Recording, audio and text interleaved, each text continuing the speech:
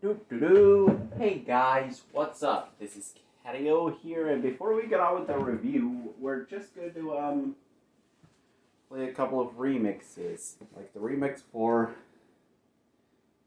a missed opportunity in the blues style of the blues. Yeah, Awesome. a missed opportunity blues remix.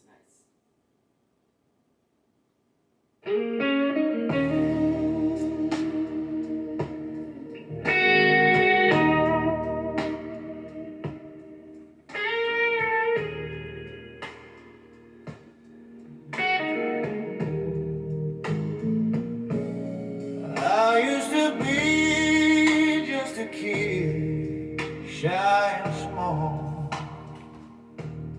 Now I'm a success in every way I call. Remember when you said no to me and my dream? Well, look at me now in the spotlight, like a dream. I've got a house big enough for a family, and a car that's faster than any Ferrari. All the things you thought I couldn't have turned out to be just the start of my stay.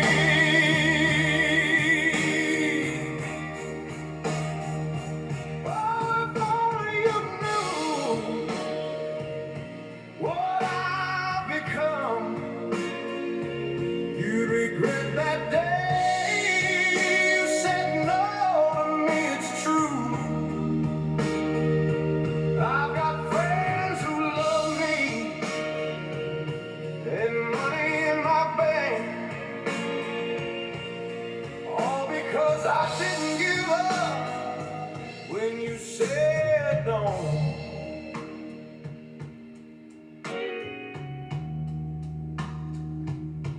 I've traveled the world, seen sights so grand, met people who inspire and made me understand. You might have stopped me then, but I kept going strong. Now I'm the one with everything you thought was wrong. Oh, if only you knew what I've become, you'd regret that day you said no to me. It's true. I've got fame and fortune and a life so bright, all because I didn't let you put me down like that. Oh, if only you knew what I've become, you'd regret that day you said no to me. It's true. I've got everything and more than you ever dreamed, all because I didn't stop when you said I'm done.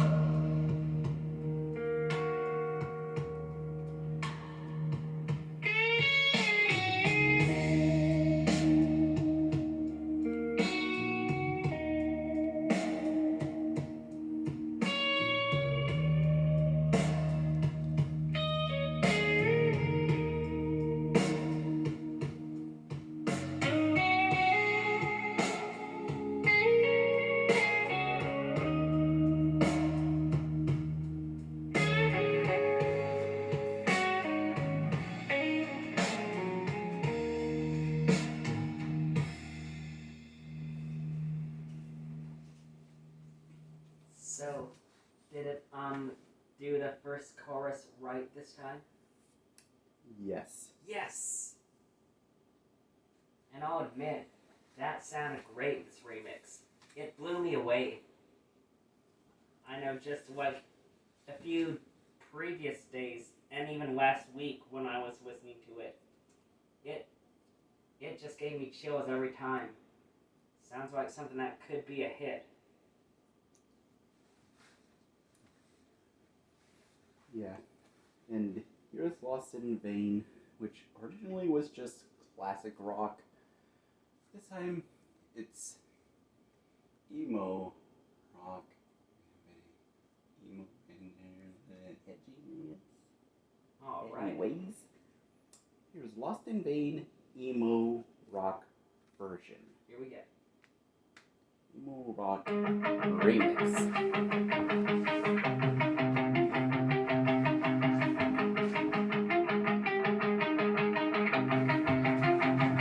Woke up this morning, no direction inside. Lost in a maze, can't find my way right. Just floating through life, feeling so adrift. No map, no compass, just walking in the dark. Every step feels like a wrong turn. Can't find my way back to where I am. Thoughts swirling in my head like a storm. Trying to find a reason, but nothing's for sure. Lost in vain, searching for a sign. Lost in vain, can't find my way again. Lost in a world where everything seems fine, but inside I'm just lost. I'm not okay. Lost in a dream where reality's just a scene. Lost in a haze, can't see the end of the line. Lost in a chase, chasing shadows, chasing lies. Lost in a sea where the waves keep me tied. Maybe there's a light, maybe there's a guide, a hand to hold, a voice to confide. In the darkness, I'll keep on seeking for a path, for a meaning, for some kind of keeping.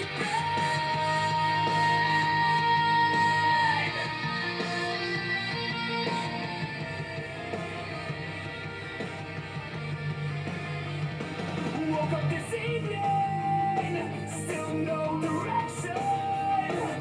Lost in the night, can't find my direction.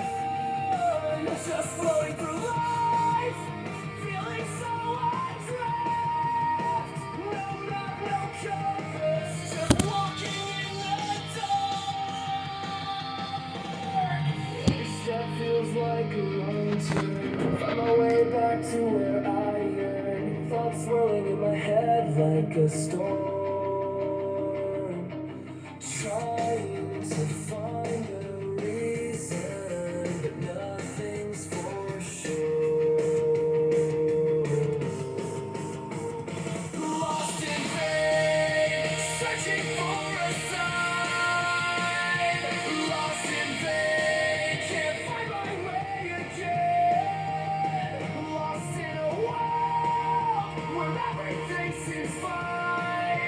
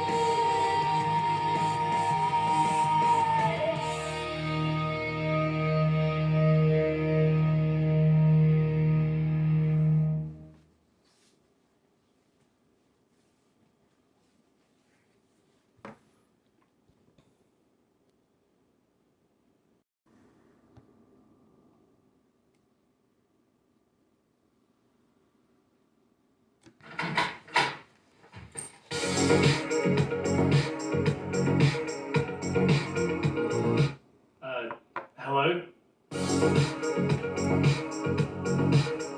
Excuse me. Oh, hey. You playing bass today? Yeah, that's me. It's great to meet you. Nice, nice. Well, have a seat, get yourself tuned up, and let's make some magic.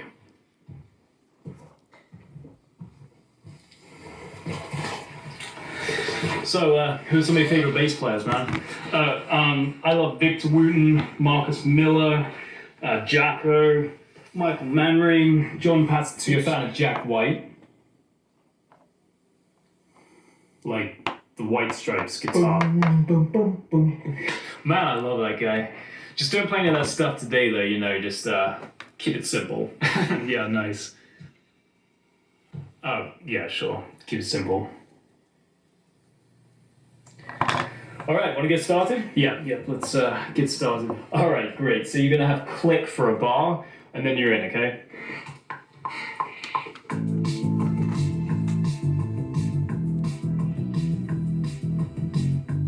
Whoa, okay, Jack White. Let's just slow it down a little bit, make it a little less busy, okay? Oh, okay, yeah, sure. All right, let's try that again.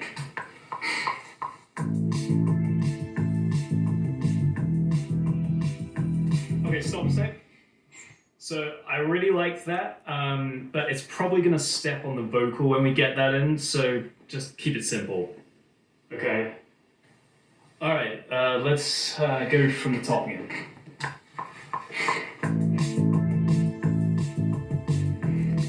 Okay, so it's still kind of distracting. Can you just try playing less notes? Okay. Look, man, this isn't jazz. I just need a really simple bass line to add some low end to the mix. You're still not really getting it. Don't take this personally or anything, but would you actually mind taping your bass right here? Nice. Oh, I could just play on the E string if that's what you want. Like I said, don't take it personally. I usually do this with most session bass players. It's just those other strings get kind of distracting, so just play this. Okay.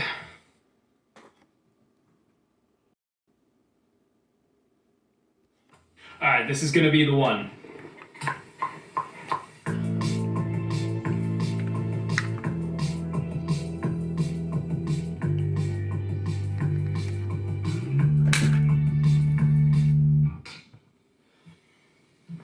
Alright, why don't I show you what I want you to play? I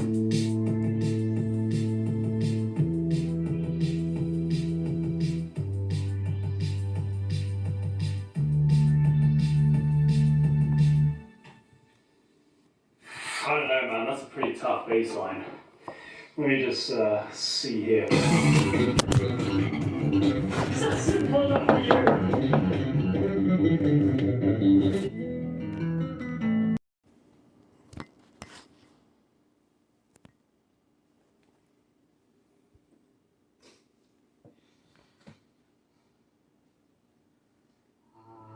Winston, my friend.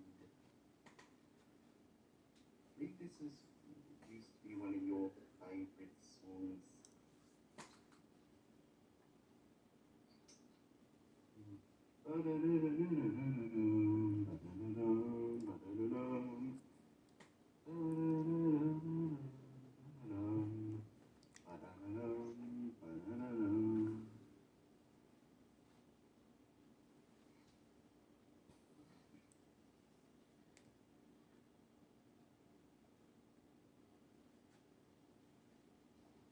Be right back when I get motivated to play that exact song.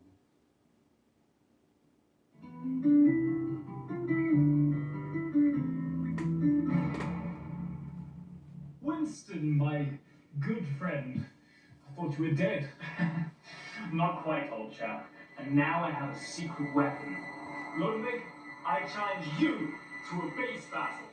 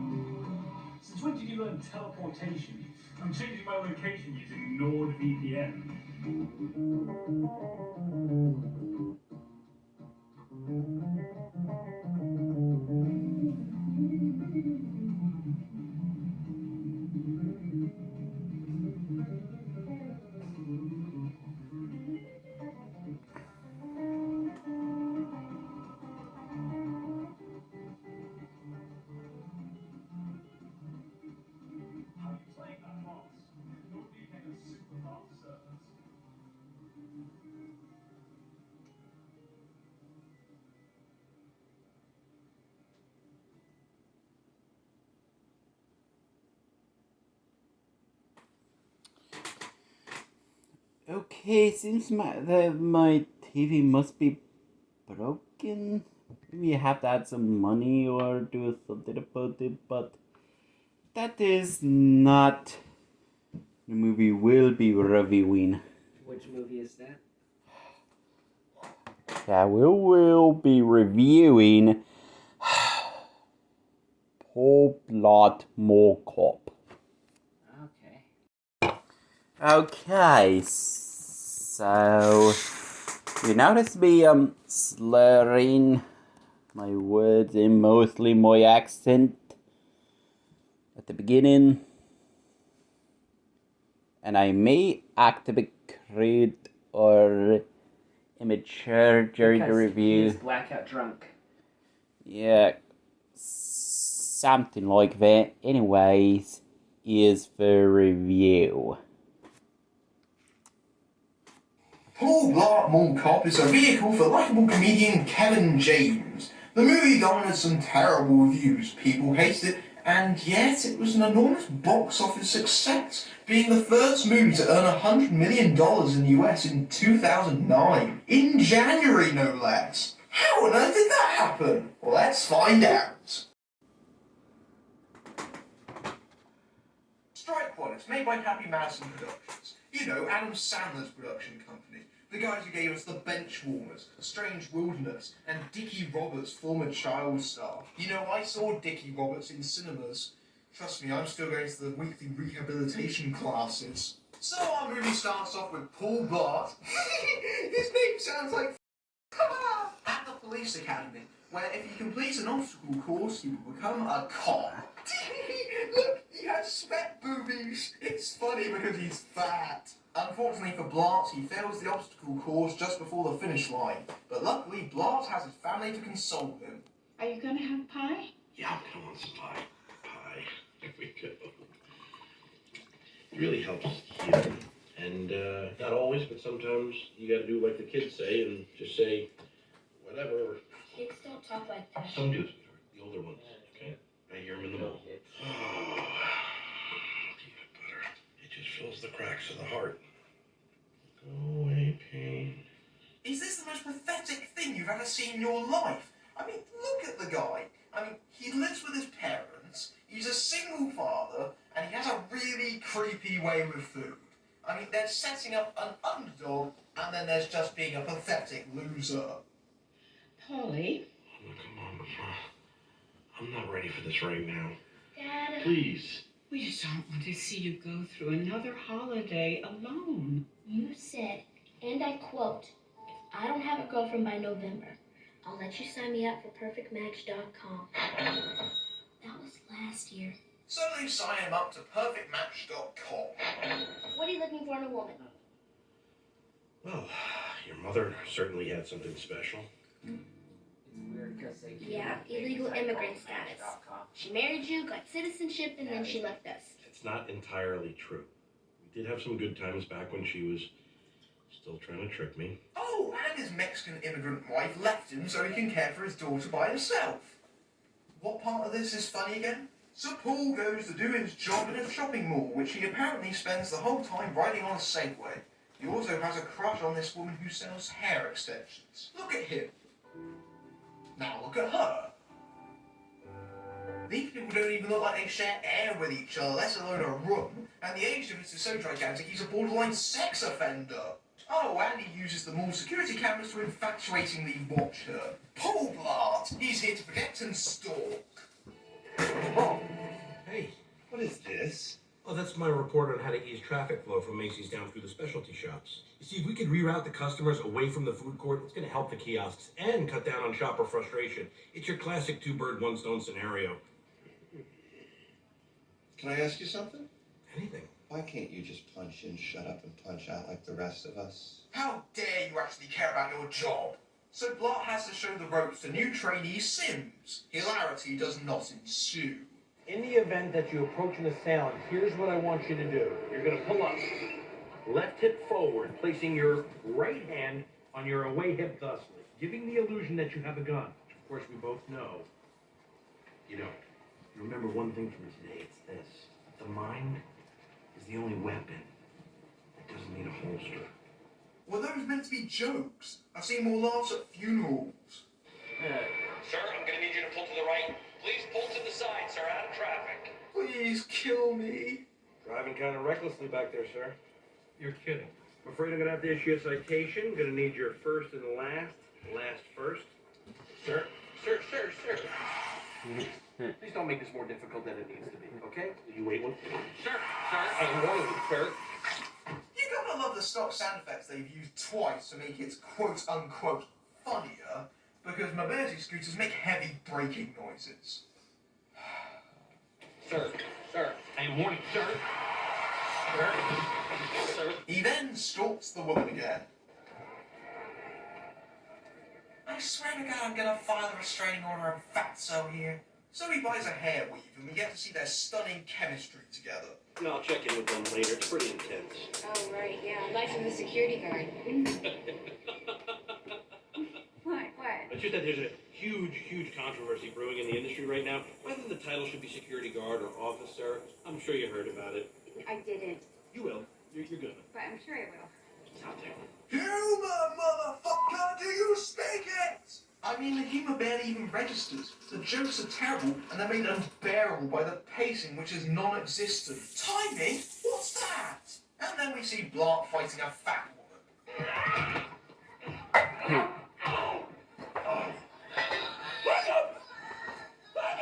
Thousands of people paid to see this. I mean, come on, people. I'm struggling to get through the first 20 minutes. It's closing time at the mall. Time for Blart to hit on Amy, the hair extensions woman, again. Hey, can I give you a lift? What, on that? With an inexperienced driver, I would recommend no, but with me, it'll be as safe as the president. I don't know. Can they get you fired? Yes, it could. That way he'd be out of my hair. Goddamn motorized jackass.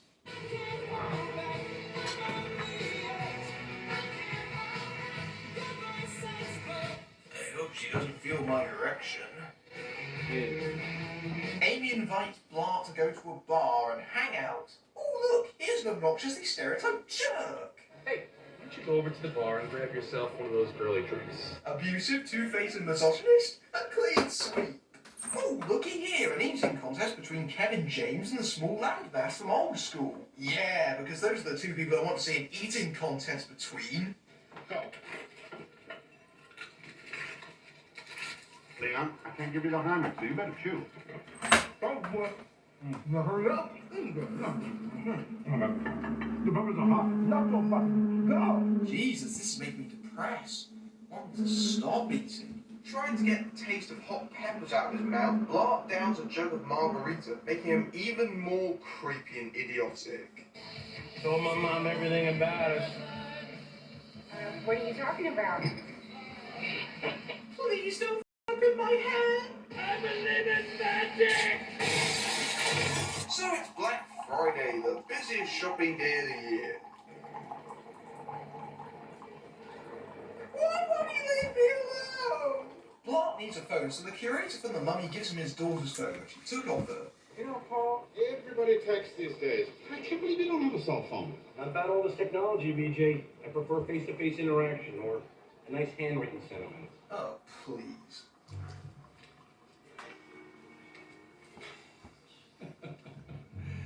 You need a pen, don't you? You know what? No, I'm good. I'll just. Yeah, you do. Yes. The Summit 5280 Fountain. That's stunning. How would you like to sign your name with this pen there? I know. Kind of feel like stabbing you in the throat with it. Elsewhere, Blart shuts an arcade and starts playing Guitar Hero, just as the mall gets taken over by terrorists, who set motion detectors at the entrances, and, in a shocking twist, are led by Sims. Huzzah! 40 minutes into the movie, and the plot finally begins. Let's see if those jokes do, too. Sims holds up the hostages, including Amy, in the bank.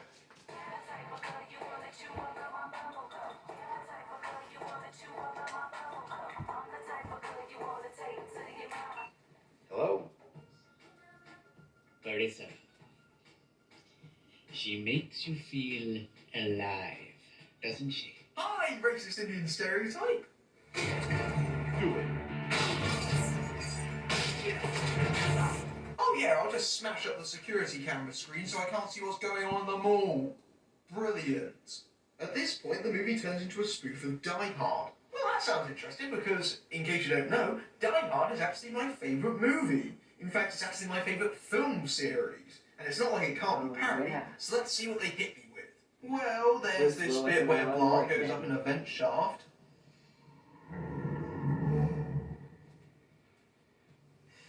Missed lunch. No, not that bit. No, I mean the bit where the vent falls out of the ceiling. You know, because he's fat. And you know, because vent shafts can't support people's weight. That's mildly amusing. This is bullshit. You can't even parody Die Hard correctly. The last thing I should be doing whilst watching your spoof of Die Hard is think, gee, you know what? Die Hard was actually funnier. You listen to me, you little ass. I'm an asshole. I'm not the one who just got butt on national TV.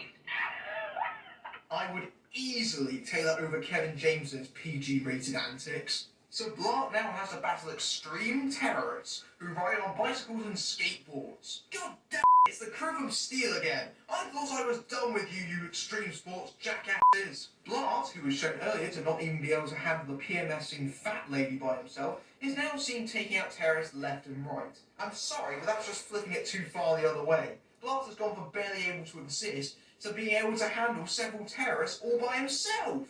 What the terrorists are after is the money for the mall, and they go around entering the day's credit card machine codes for the money. They do this by writing on their arms in UV pens. Blart discovers this and starts entering the codes on his phone because the plot says so. So the police are called to the scene and Blart becomes their man on the inside. Unfortunately, there's no Reginald Val Johnson in this movie. He's too damn awesome for this movie. I can picture him now just sitting with a Twinkie somewhere laughing. Instead, the SWAT team arrives and guess what? The SWAT leader's an asshole. We got a guy on the inside. His name is Blart. He's one of my security guards. Wait a minute. Blart. Paul Blart? Yeah. Are you kidding me? We used to abuse that loser in high school. Why is everyone with Blart's an asshole? Well, looks like they moved the hostages into the teller area. I'm gonna get a closer look. Translation, walk into the bank where the bad guys locate and not end up getting noticed due to sheer blind luck. Idiots. Brooks, he's visible in the hostages. I couldn't get him out, but I know who the leader is. It's Feck. The trainee? No, the brainy. Oh. The bad guys spot him on his way out, so they send just one guy after him, who Blart takes out easily. You know, for a movie that's supposed to be parodying action movies, why did it play this cliche straight? Blart gets chased by a gun-wielding skateboarder, boy, that's a weird sentence, which somehow ends up on the roof and crashing back into the mall. Ladies and gentlemen, boys and girls of all ages, let me present to you the one funny joke in the movie. Are you ready to laugh? I sure am. You aren't gonna touch her, but you are gonna do this.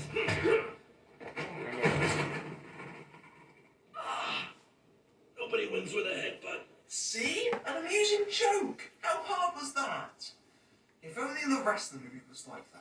But then Blart's daughter, who works at the mall, just walks inside like nothing is happening. Are you kidding me? How did she miss the police checkpoint outside the building? Sure enough, she gets captured. Give me your cell phone. I don't have one. What are you talking about? Every kid has a cell phone. I prefer handwritten sentiments. It was bad enough with him, but his teenage daughter? Bullshit. So when you and Rudolph were laughing it up back at the crib about how easy all this was gonna be, were you guys like, man, any brain-dead mall cop that gets in the way is gonna get smoked? Vic, this car is Winning! I know this! but sadly, no clothes! Considering all the luxury items that I have stacked up in my Amazon shopping cart, situation unacceptable. You know what else is unacceptable? Your tremendously unfunny acting. So Blart suits himself up for action and is ready to make a last stand. Come and get me, Vic. I got your codes for the credit card machines. Blart?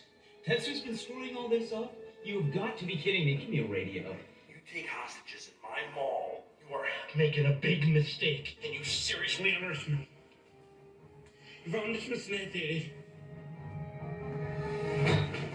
Oh, right, I forgot to mention, Blart is hypoglycemic. All played for laughs. But don't worry, because after chewing on one dirty lolly, he's right as rain. Isn't this life-affecting medical disorder hilarious? So Blart lures them to a jungle set in a cafe and takes out the baddies one by one. Oh no. That guy probably died. I mean, Blart's just been knocking out the suspects so far, but I guess that guy drew the short straw. Sims discovers that Amy has been sending Blart messages about them, which he uses to call up Blart. What do you want, Vic? I just want the 30 million that I came here for, but I would settle off in your dream girl or maybe your daughter. Next time I see you, Paul, I'm gonna put a bullet in your head. Threatening to shoot people in the head. That's funny, right? Blart distracts Sims with a decoy whilst he rescues the hostages, but that goes tits up. Sims wants Blart's phone with the codes, because of course if he didn't enter the codes, this movie would be over. You think I'm gonna carry the phone with me that actually contains...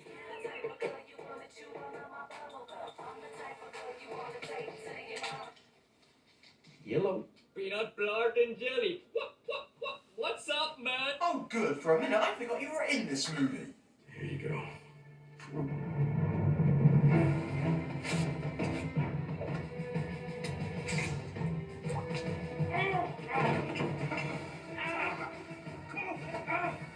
Do something! Probably should have capitalized on that. Why is Blart sometimes semi-competent or useless depending on when the script demands for it? That's not funny, that's stupid. So after that pointless diversion, Sims takes Amy and Blart's daughter hostage as he makes his escape. But Blart takes a prize car and the SWAT leader joins him. Guess I was wrong about you. You're not such an ass after all. No, you were right. I'm just your kind of ass. Using our racist stereotype, who has GPS on Blart's phone, don't ask. Blart follows Sims to the airfield, where he just so happens to have a plane waiting for him. Blart and Sims have a little fight, and of course, Blart wins. What?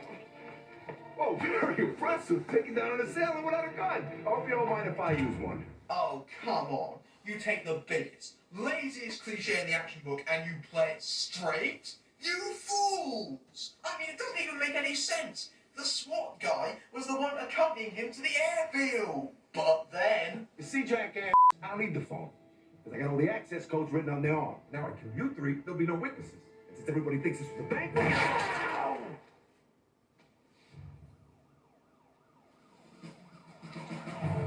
It's just like Powell in Die Hard if he totally went out and shot Carl in the arm. Yeah.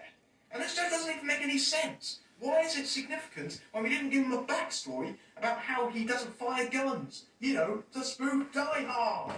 So the two leaders are arrested and Blart professes his love to Amy and we see them getting married in the closing credits. Hooray for mediocrity! Seriously, have you ever seen a more mismatched pair in your life? People worried about Seth Rogen being able to pick up chicks like Katherine Hagel, but at least that was more plausible than this shit. Hell, Marge and Homer Simpson are a more believable match. Oh, and good luck on keeping that bod on Blart's peanut butter heavy diet, that's all I can say. Good God, this movie sucks. It's ironic how it's a mediocre celebration of mediocrity. Paul Blart is frankly too pathetic to root for. Everyone else is an The pacing is so slow the gags literally limp off the screen, and the acting is bad, even for a comedy. And if you're going to spoof Die Hard, why would you do it so half-heartedly? I mean, it's not like the concept is completely unfunny, but the execution is piss poor. Oh, and Kevin James was one of the writers too, and he produced it. I think we all know who's to blame, don't you?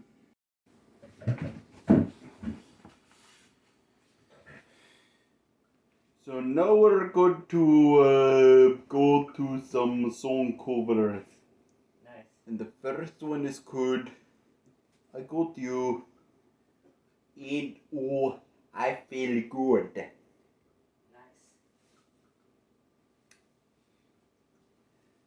Here we go. Wow, I feel good. I knew that I would now. I can't hear it very good. Oh, my bad. Battery 100%. Connected to Cadio's iPhone. Let's try that again. Alright, here we go. Wow, I feel good. I knew that I would now. I feel good. I knew that I would now. So good. So good. I got you. Whoa, I feel nice. Like sugar and spice. I feel nice. Like sugar and spice. So nice. So nice. I got you.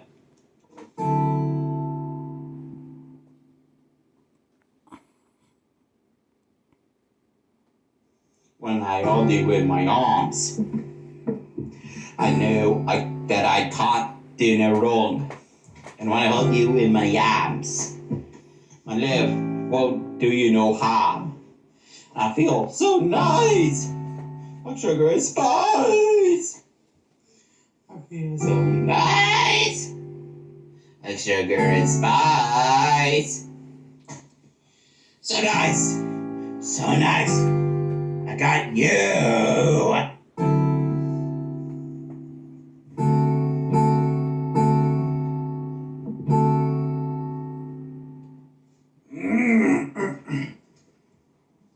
When I hold you in my arms, I know that I can't do no wrong. And when I hold you in my arms, my love can't do me no harm. And I feel nice, like sugar and spice. I feel nice, like sugar and spice. So nice, so nice, 'cause I got you. Wow, I feel good. I knew that I would. I feel good. I knew that I would. So good. So good. 'Cause I got you. So good. So good. 'Cause I got you. Hey!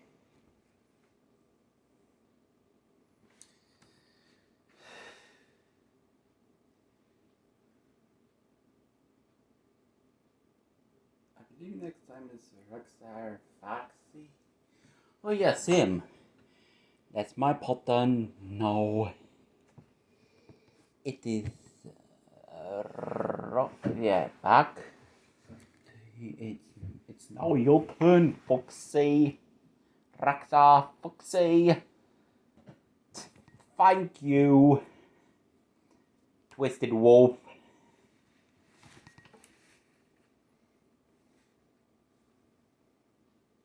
This one is called Animal I Have Become.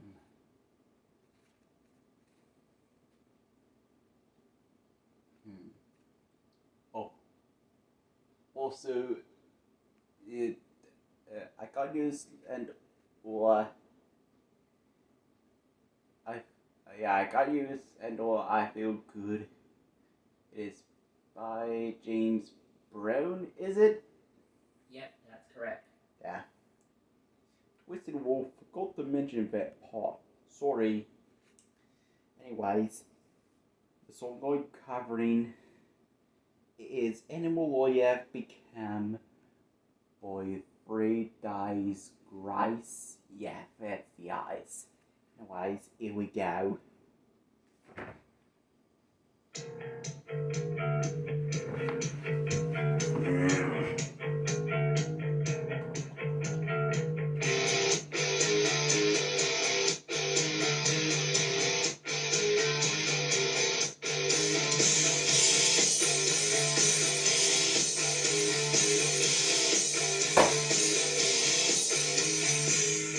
I can't escape this hell.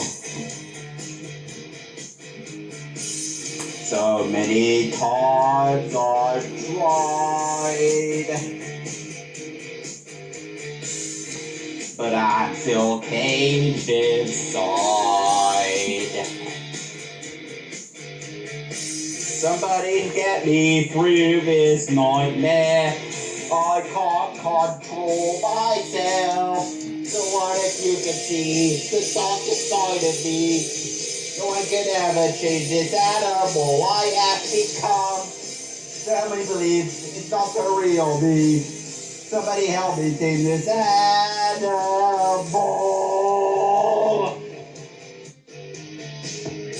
I can't escape myself.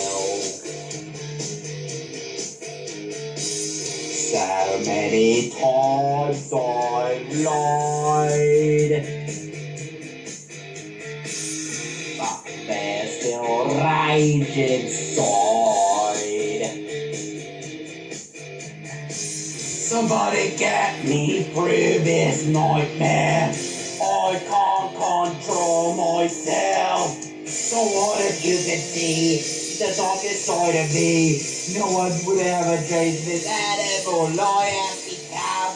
Help me believe it's not the real me. Somebody help me tame this animal I have become. Help me believe it's not the real me. Somebody help me tame this animal. Somebody help me through this nightmare. I can't control myself. Somebody wake me from this nightmare. I can't escape this hell.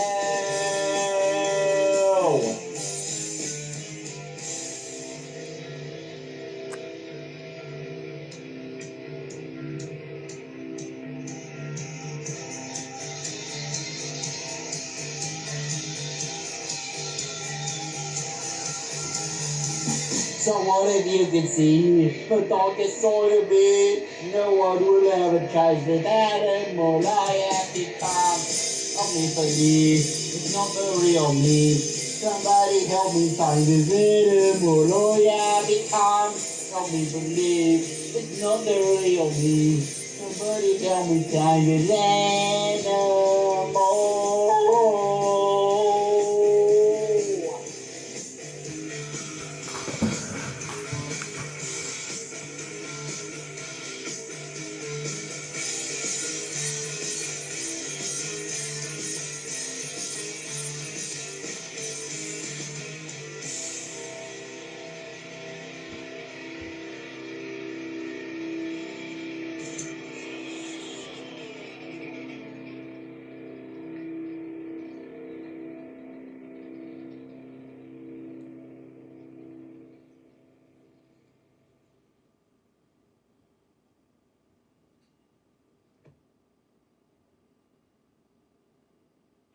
So what do you think? Which one of those two singers were the most accurate? I'm gonna say James Brown cover was more accurate because he seemed to emulate James Brown's voice. He managed to maintain that raspiness.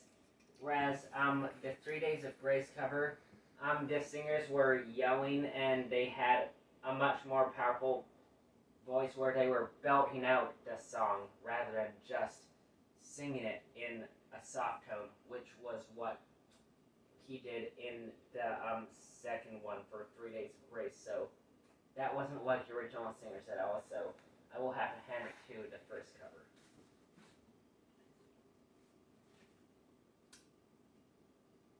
But raspiness he added though. Guess that wasn't enough, was it? No, the raspiness was good. Well, for the James Brown, that was good.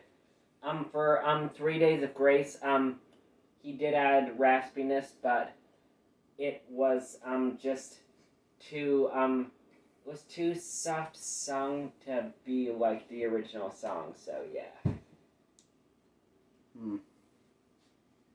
So Twisted Wolf was the most accurate singer. Yes. What's the name of the second singer?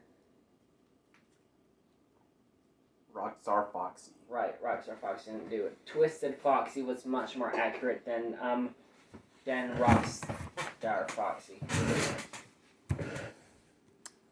Yeah, and the name was Twisted Wolf. Twisted Wolf, yeah, that. Yeah. Apparently didn't do well with 3 Days Grace cover. But it's not very important. But what's important is my review with the poor Blart cop movie, I guess. But anyways, thank you guys so much for watching the review. Have you enjoyed? Yeah, and if you have, be sure to leave a like. And if you are new to the channel, be sure to subscribe. And leave a comment below. Tell us if you liked anything in our video or if you hated something we did, because we need feedback in order to grow as a channel. Exactly. Anyways, thank you guys so much for watching. And as always, we will see you all next time. Bye bye.